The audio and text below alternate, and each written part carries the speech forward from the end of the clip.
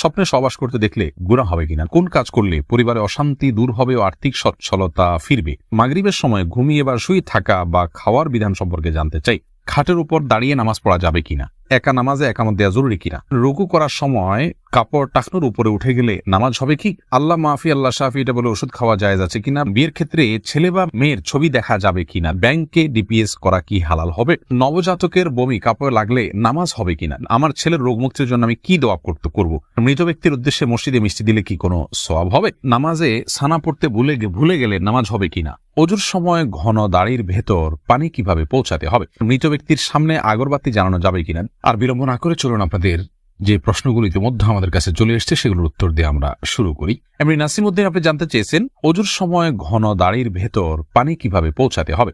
দেখুন, পানি এভাবে কোষ করে ধরে আপনি যেভাবে ভিজিয়ে রাখেন তাহলে সেক্ষেত্রে যত ঘন দাড়ি হোক না কেন গোড়ায় চলে যাবে। এরপরে রোজি আপনি জানতেছেন রুকু করার সময় কাপড় টাকনুর উপরে উঠে গেলে নামাজ হবে কি। দেখুন, রুকু করার সময় যদি টাকনুর উপরে কাপড় উঠে যায় তাহলে সেক্ষেত্রে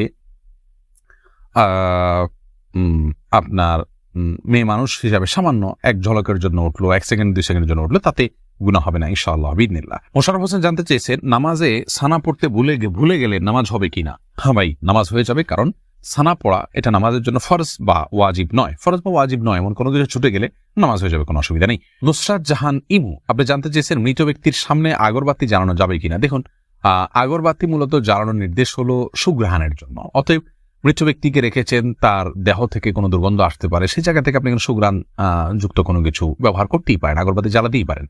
এছাড়া মসজিদে আগরবাতি জ্বালানোর কথা মুরাদুল্লাহ তাআলা বলেছেন। ইমানদারের বাসা বাড়িতে আগরবাতি অথবা ধূপের আপনার ধোঁয়া এটা প্রজ্বলন করা হবে সুঘ্রাণের জন্য, এটি ভালো, এটি খারাপ কোনো কাজ নয়, তবে মৃত ব্যক্তির জন্য করতেই হবে এমন কোনো বিষয় নয়। এমডি শাফি জানতেছেন মোবাইলে ইমার্জেন্সি টাকা খরচ করে টাকা না দিয়ে মারা গেলে ক্ষমা হবে কি। না ভাই, এটা গুনাহের কারণ, এজন্যই ইমার্জেন্সি ব্যালেন্স নিলে খুব দ্রুত সেটা পরিশোধ করার চেষ্টা করে ফেলা উচিত। আর সেই সাথে তার আত্মীয়স্বজন যারা আছেন তারা পরবর্তীতে তার দেনা পাওনা পরিশোধের ক্ষেত্রে তাদের খেয়াল করা উচিত। এটা হতেই পারে মানুষের দ্বারা, যদি এরকম হয় তাহলে সেক্ষেত্রে তাদেরকে ওসিয়ত করে যাওয়া উচিত যে আমার দেনা পাওনাগুলো হয়তো সাবধান থাকবে, তাদের পক্ষ থেকে আদায় করলে ইনশাআল্লাহ তিনি দায়মুক্ত হয়ে যাবেন। এরপরে বোন সাদিয়া ইসলাম জানতেছেন লোকমুখে শুনেছি জীবদ্দশায় 1 কেজি সুরমা লাগালে সে জান্নাতি, এটা কি সঠিক না বোন? এরকম কোনো কথা নেই যে 1 কেজি পরিমাণ সুরমা লাগালে সে জান্নাতি হবে, তবে হ্যাঁ, মৌলিকভাবে সুরমা লাগানো রাসূল আকরাম সাল্লাল্লাহু আলাইহি ওয়াসাল্লামের সুন্নাহ এবং সে বিষয়ে নবী সাল্লাল্লাহু আলাইহি ওয়াসাল্লামের সুস্পষ্ট নির্দেশনা রয়েছে, আমরা সুরমা লাগাবো আমাদের সাধ্য অনুযায়ী, তবে 1 কেজি পরিমাণ লাগাতে হবে এমন কোনো কথা নেই, এটি মনে করার কথা। নাহিদ নোমান জানতে চেয়েছেন কোন কাজ করলে পরিবারে অশান্তি দূর হবে ও আর্থিক সচ্ছলতা ফিরবে। ভাই নাহিদ, এর জন্য আপনাকে আমি পরামর্শ দেব 2টি কাজ সবচেয়ে গুরুত্বের সাথে করার, এক হলো দুরূদ শরীফ আর একটা হলো ইস্তেগফার। এই 2টি জিনিস আপনি বেশি বেশি করে পাঠ করবেন। রাসূল আকরাম সাল্লাল্লাহু আলাইহি ওয়াসাল্লামের হাদিস থেকে বোঝা যায় দুরূদ এটা বেশি বেশি করে পাঠ করলে মানুষের বিপদ আপদ দূর হয়, পেরেশানি থেকে আল্লাহ তাআলা মুক্তি নসিব করেন। ইস্তেগফার ক্ষেত্রে আল্লাহ তাআলা বলেছেন সূরা নূহের মধ্যে ফাকুলতু আস্তাগফিরু রাব্বাকুম ইন্নাহু কানা গাফফারা ইউরসিলিস সামা আলাইকুম মিদরারা ওয়া ইউমদিদুকুম বিআমওয়ালিন ওয়া বানিন ওয়া ইয়াজআল লাকুম জান্নাতিন ওয়া ইয়াজআল লাকুম আনহারা। এই আয়াতগুলোর আলোকে অনেক মুফাসসিরিন ইকরাম, অনেক উলামায়ে ইকরাম বলেছেন যে ইস্তেগফার বেশি বেশি করলে আল্লাহ তাআলা রিজিক বৃদ্ধি করেন এবং মানুষের রিজিকের অনটন দূর করেন। অতএব এই 2টি আপনি নিয়মিত করবেন, সেই সাথে আপনি খুব সিরিয়াসনেসের সাথে হালাল উপার্জনের জন্য চেষ্টা করে যাবেন, আল্লাহ তাআলা আপনার সমস্যাকে দূর করে দিন। সজল শেখ আইডি থেকে আপনি জানতে চাচ্ছেন ব্যাংকে ডিপিএস করা কি হালাল হবে। শুধু ব্যাংকগুলোতে ডিপিএস করা হারাম হবে, যেহেতু সেখানে আপনাকে সুদ দেওয়া হবে, সুদ ভিত্তিক লেনদেনের চুক্তি আপনার সাথে হয়ে যাবে, সেজন্য। আর ইসলামী ব্যাংকগুলো যদি হয় তাহলে সেক্ষেত্রে বেশ কিছুটা ছাড় রয়েছে এবং সেটি কিছুটা কোনো ক্ষেত্রে এটি সন্দেহের মধ্যে পড়বে, শুবহাতের মধ্যে পড়বে, বাকি মৌলিকভাবে অন্য কোনো উপায় যদি কারো না থাকে এটি নাজায়েজ বা হারাম সরাসরি হবে না, তবে অ্যাভয়েড করতে পারলে সেটাও ভালো, যেহেতু সংশয় বা সন্দেহ সেখানেও রয়েছে। শাহাদাত হোসেন সবুজ আপনি জানতে চেয়েছেন স্ত্রীকে গর্ভবতী অবস্থায় সহবাস করা যাবে কিনা। স্ত্রী গর্ভবতী থাকলে সে অবস্থায় সহবাস করাতে কোনো নিষেধাজ্ঞা নেই। এরপরে ইস্তাব্রো বাণী এই আইডি থেকে আপনি জানতে চেয়েছেন খাটের উপর দাঁড়িয়ে নামাজ পড়া যাবে কিনা। যাবে, কোনো অসুবিধা নেই, আপনি খাট হোক আর ভূমি হোক ফ্লোর হোক যে কোনো জায়গায় দাঁড়িয়ে সালাত আদায় করতে পারবেন। আপনি স্বাভাবিকভাবে যদি সালাত আদায় করতে অসুবিধা না হয় তাহলে সেক্ষেত্রে কোনো অসুবিধা নেই। হ্যাঁ, কোনো খাটের উপরে দেখা যায় যে ম্যাট্রেস বা ফোম থাকার কারণে অনেক দূর ডেবে যায়, যার কারণে রুকু সিজদায় তিনি ব্যালেন্স রাখতে পারেন না এবং সুন্দরভাবে সালাত আদায় করতে পারেন না, সিজদা সঠিকভাবে করতে পারেন না। এরকম যদি হয় তাহলে সেক্ষেত্রে তার জন্য খাটে দাঁড়িয়ে সালাত আদায় করা উচিত হবে না, এটা কমপক্ষে মাকরুহ হবে, অপছন্দনীয় হবে, তবে সালাত হয়ে যাবে।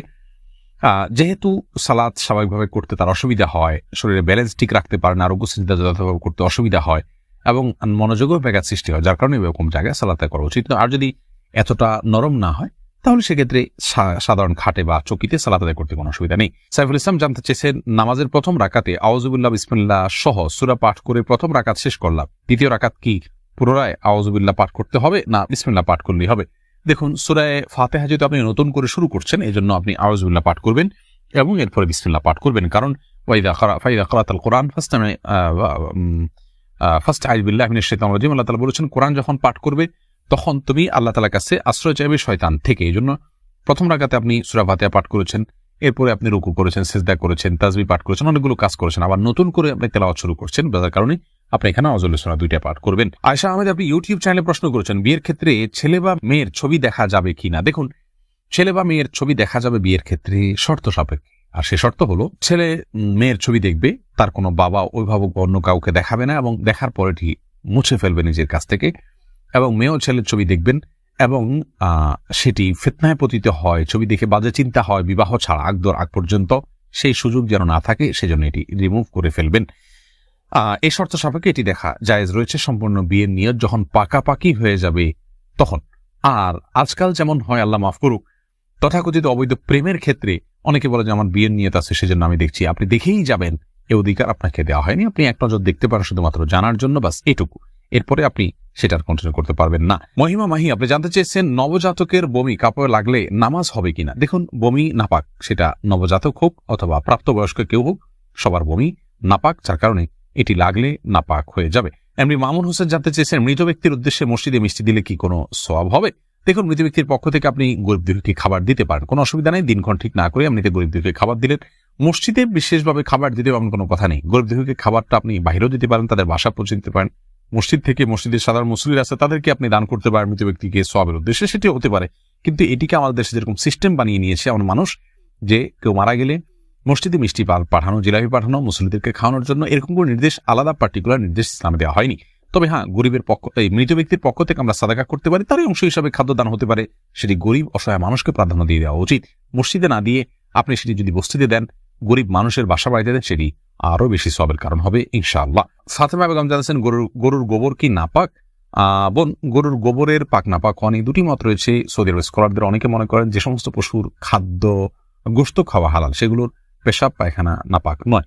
তবে এর চাইতে অধিক শক্তিশালী হলো এক্ষেত্রে ইমাম আবু হানিফা রাহমাতুল্লাহ মত যে এগুলো নাপাক, অতএব সেই হিসাবে গরুর গোবরকে আমরা নাপাক বলবো। আফনান লিজ, আপনি জানতে চেয়েছেন আমার ছেলের রোগ মুক্তির জন্য আমি কি দোয়া করব?